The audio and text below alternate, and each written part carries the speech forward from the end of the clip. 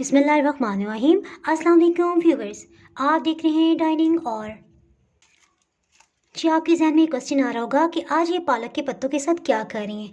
जी ये special video मैंने उन बच्चियों के लिए बनाई है जिनको बताने वाला कोई नहीं है।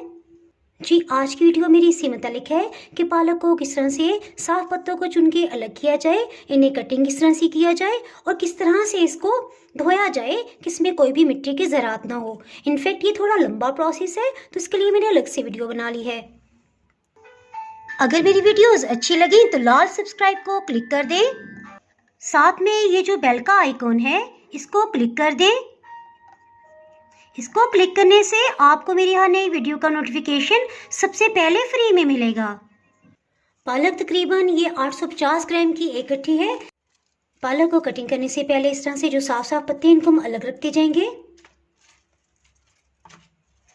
इनको इस तरह से हम तरतीब से रखेंगे ताकि बाद में हम इजीली कटिंग कर सकें। और इस तरह का जो भी पत्ता ख़राब होगा, इस तरह के पत्ते, उनको हम अलग कर देंगे, इन्हें कटिंग नहीं करेंगे, फेंक देंगे। साफ़ किए पत्तों में से हम इतने ही पत्ते लेंगे जितने आसानी से हम मुट्ठी में ले सकें और ताकि हमसे इजीली कटिंग हो सके। इस तरह से सब पालक के साफ पत्तों को अलग कर लिया है। और ये मैं आपको जूम करके बताती हूँ कि जो पत्ते ख़राब हैं इन्हें हम फेंक देंगे। जी इसके साथ ही मैं आपसे शेयर करती हूँ कि हम इसे किस तरह से कटिंग करेंगे। पालक की इतनी टहनियों को हम कटिंग करके अलग कर देंगे। पालक को कटिंग करने के बाद हम धोएंगे। समटाइम्स ऐसे होता है कि पालक का पत्ता इस तरह फोल्ड हो जाता है और इसके अंदर कुछ मिट्टी के ज़रात होते हैं जो बाद में खाने में शामिल हो जाते हैं, जिससे जायका ख़राब हो जाता है। पालक को हम कटिंग करने के बाद वॉश करेंगे। समटाइम्स ऐसे होता है कि पालक का पत्ता वॉश करते हुए इस तरह से फोल्ड हो जाता है। इसमें अगर किसी किस्म की भी मिट्टी हो तो वो अंदर ही रह जाती है, यानी वॉश करने से निकलती नहीं है। और अगर आप इसी कंडीशन में से पका लेंगे तो आपका सारा सालन ख़राब हो जाएगा। पालक इतनी आप कटिंग करें जितनी आसानी से आपकी मुट्ठी में आ जाए। इसे बारीक कटिंग करेंगे। ऐसा ऐसा हाथ को पीछे करते जाएंगे।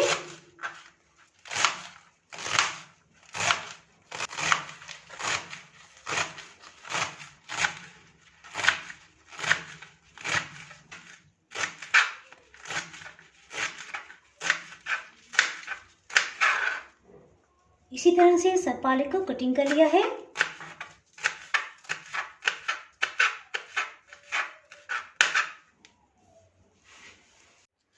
पालक को धोने के लिए एक बड़े बाउल में पानी भर लेंगे।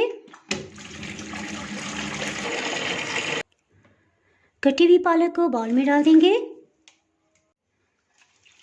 इसे अच्छी तरह से मिक्स करेंगे ताकि इस पे जो भी मिट्टी की ज़रात हो वो नीचे पानी में चले जाएं। कोई भी एक पैन ले लें, उसके ऊपर हम एक छन्नी रख देंगे। पालक को इस तरह से लेंगे और ऊपर ऊपर से इस तरह से हाथों में ले लेंगे। इस तरह से इसको डालते जाएंगे। फिर से ऊपर ऊपर से पत्तों को इस तरह से इकट्ठा करेंगे और इस तरह से रखते जाएंगे।